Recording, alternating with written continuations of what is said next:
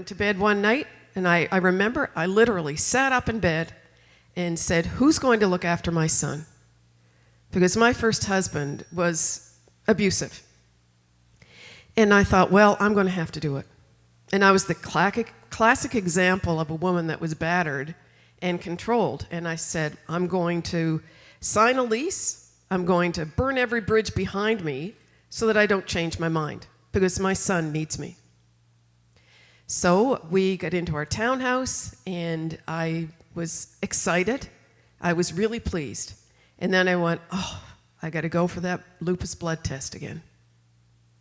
So I went and had the test, and I had to go in for the results. And those of us that have had any type of health concerns, those results are worse than the test. I go in, and he said, Charlene, I don't know what it is. You're in remission. And I said, well, how on earth does that work? He said, well, I think you got rid of 2 diseases, your husband and lupus. And I went, yeah, that sounds pretty good. And I was in remission. He cooked with garlic on everything. And I have a severe sulfite allergy, which I didn't realize. I since studied holistic nutrition. And if you have a sulfite allergy and you're eating sulfites, it can mimic lupus. And I had systemic lupus. So I thought, wow, that negative sure turned into a positive. But I did not have pity parties every day. I carried on with my life. And this is something I recommend to everybody. No matter what's going on, we need to get that motivation. So my father died in April 2007. And trying to turn that into a positive, mourning a death of a loved one, you can't do that. 3 months later, I was in a horrible car accident. And it was road rage. The police said that I was driving, and he kept inching up, and when I stopped, he just rammed right into me, and my car flew 30 meters. And they said at the records, we're awfully sorry, someone died, didn't they? And my son said, well, no, my mother is good, and I figure that my family's bones are made of cement because I seem to do all right. And I had a diagnosis of a brain aneurysm, and it was at the back of my head. And they said, just be very careful. And I'd go to bed at night, and I'd say to my husband, I hope I don't implode tonight. And Mike would look at me, and he'd say, Charlene, how can you be so callous? And I said, if I don't laugh about this, it's going to eat me alive. And I would walk 3 or 4 hours a day. I wanted to turn that negative into my positive. So the second MRI, yep, that brain aneurysm's there, but it hasn't grown any. You're not going to believe this story. And I went, oh, okay. And I go to the lawyer because the police said maybe you should sue because road rage accidents, there should be a lawsuit. So I went in, and he said, well, we're going to court. They've diagnosed you twice with a brain aneurysm. And I was like, well, let me jump up and clap my hands. I've got a brain aneurysm for sure. And a fellow at the accident had given me his card, and he said, I've got pictures of this accident. Here, call me. He was in Vancouver. Year later, I said, should I talk to this guy? And my lawyer said, oh yeah, by all means. Yeah, do that. The guy had a video of the accident. He was behind us. And he actually went up to the guy and said, do you really think that maybe you caused this accident? And the guy said, oh yeah, I was following too close and not paying attention. So when we went in for the examination of discovery, I won. Just saying. So that was a negative I turned into a positive because I persisted. And I kept going. And people said, well, why don't you stop all the paperwork? And I said, because I'm not going to let this get to me. I'm going to do this. I was not going to have a pity party. So after we settled the accident, I went in for my 3rd MRI. And they said, you don't have a brain aneurysm. And I said, really? How did you come up with that one? Oh, it was a bad image before. We used the liquid we're supposed to put in there. We didn't before, and it was a bad image. Well, I didn't even want to drive through the mountains of Vermont and New Hampshire because of the air pressure. I ended up flying to Germany, scared I was going to implode, but I didn't.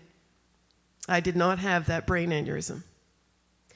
And then my twin sister called me one time, and she said, Charlene, our daughter has been used for internet child exploitation, sexual exploitation, by our neighbors.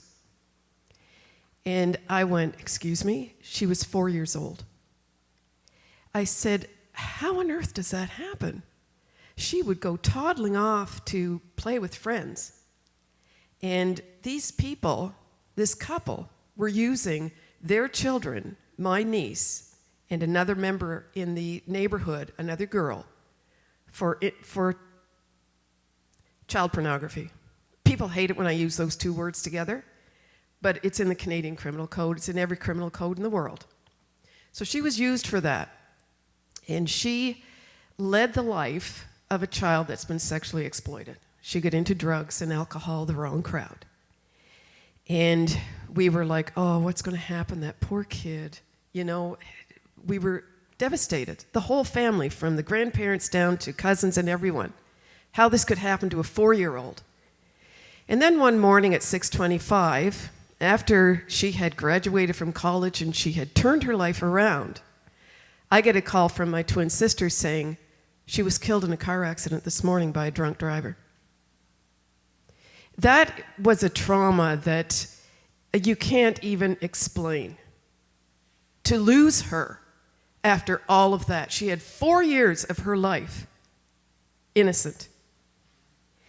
And I sat there and I thought, well, I always try to turn a negative into a positive. What am I going to do this time? I looked at my twin sister's eyes and there was nothing there anymore. And she was always the life of the party. And I thought, well, I'm a computer specialist in education and a network administrator. And I thought, what on earth can I do to help her and to help my family? And I sat there and I thought, well, maybe I'll look up the crime.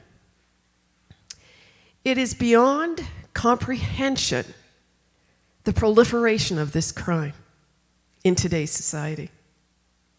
And I thought, well, maybe I'll start a charity. And I'm going to start it in memory of her. So I thought, what am I going to do? I want to start this charity. And it will be in support of all victims. So someone said, why don't you go to this lawyer over here? So I go to the lawyer, the freebie you get the first visit. And she said, well, you could start the charity. You have to have objectives. And I said, okay, how much is it going to cost me? And she said anywhere between $8,000 and $25,000. And the name Doak Gebauer, Doak is Scottish. I was not going to spend that kind of money. So I left her office, I researched it, and decided I got a company in Toronto to start the not-for-profit corporation. And then I thought, I want to be a registered charity, so within 6 months, I researched and got a registered charity. I've never used a lawyer. And every time I make progress for this charity, I call my twin sister first. And she'll say, oh, I can't believe this, Charlene. And it always means that her daughter's name, she is living through the experience. So I think I changed the negative to as much of a positive as I could. And what I advise everyone, look at your life. Try to think, am I in a trauma if I can't get breakfast cereal tomorrow morning? Am I in a trauma if I can't go to Tim Hortons? And how am I going to make my life positive instead of negative? Positivity is key. If I had wallowed in self-pity through all the challenges I've had, I would not be here talking to you. I would be so depressed because it has been a lot of challenges. My father always said, if you can't change a situation, try to change your attitude towards it. That is something I have lived by, and I try to be successful. Am I always like that? No, I'm human. But I try to do it as much as I can because the pity parties get us down more because we're doing it to ourselves. If you get upset, I always go for the power walk. I always make sure I'm out there and around other people.